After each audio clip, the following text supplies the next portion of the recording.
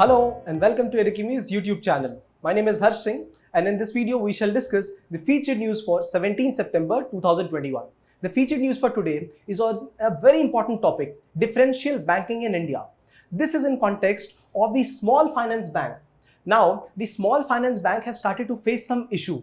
After the COVID initiated in India, people could not repay the loans that were assets of the banks, and because of that the asset quality in the certain kind of banks, small finance bank, it has decreased.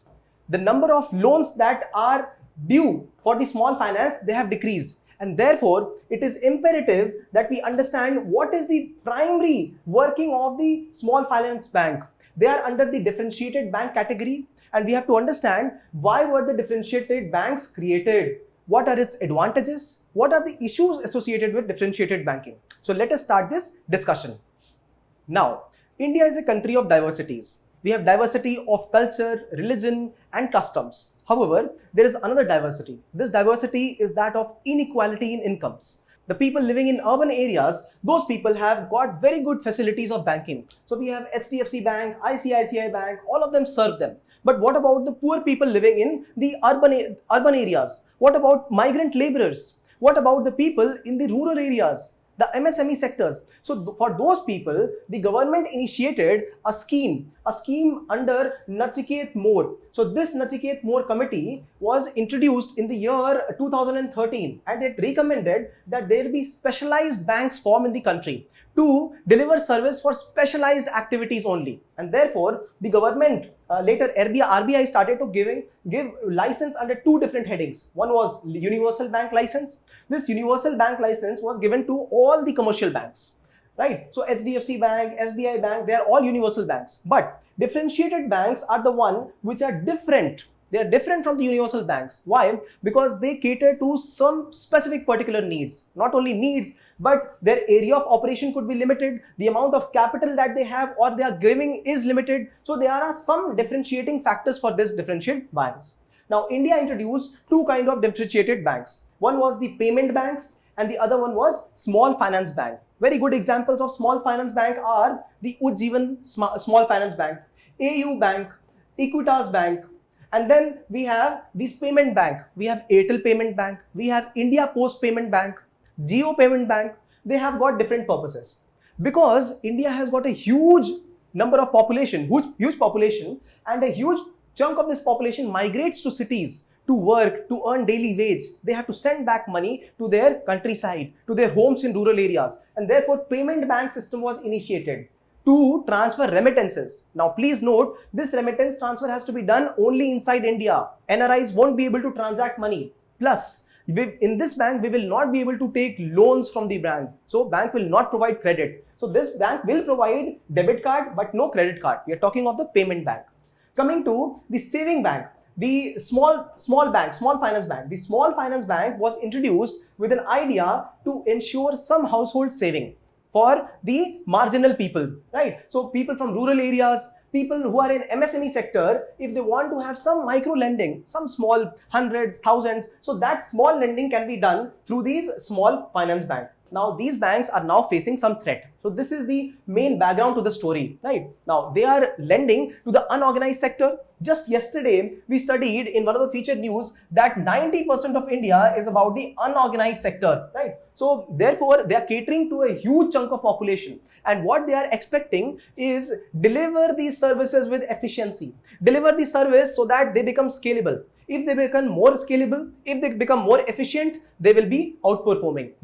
And actually they were outperforming from the period 2016 to 2018. They were doing really well. But after COVID struck, then a lot of people who lent the money from these banks, they could not pay them back. And the assets of the bank, they turn into liability. They turn into non-performing asset.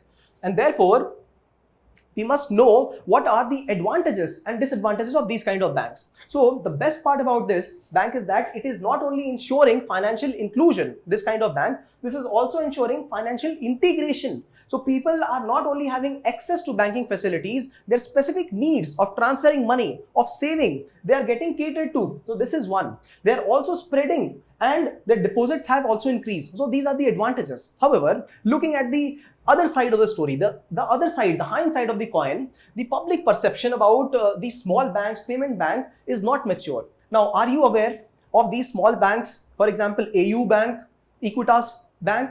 Will you be investing money in those banks? At least I might not be. Why? Because I already know that there are better banks where I can put in money. My money is more safe there. So this is perception. Perception is to be bettered in the places where they're catering. This is one.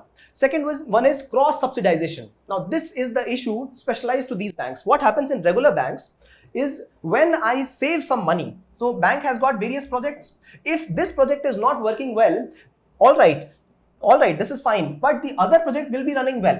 So this is how the loss-making project will be at least countered with a profiting project. But these banks have got specialized services, and if it is loss-making, it is going to be loss-making. So cross-subsidization issue is there with the small finance bank and in fact all the differentiated banks.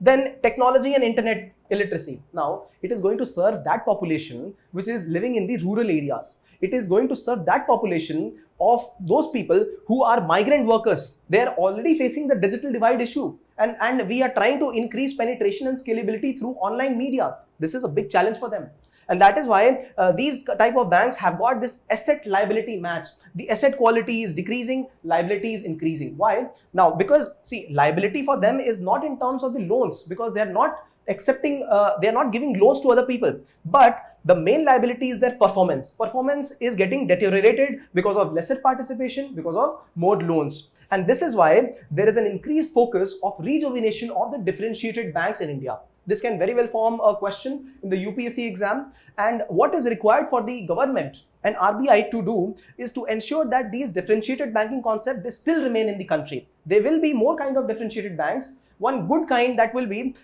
used for long-term investment. So just like we have got these banks for catering to small investment needs, microfinance, we have got a differentiated bank for payment, remittances transfer. We will have those kind of differentiated banks which will be there for long-term savings. So the government must continue with these kind of projects. The only idea is to try and increase the efficiency and scalability of these projects. Now, after having studied all the perspective of this differentiated banking, all you got to do is refer to this slide that is in the Edukemy's YouTube channel, and we have also provided the PDF version of the same on Edukemy website, Gazette section, right? Current affairs section, you will be able to find this PDF.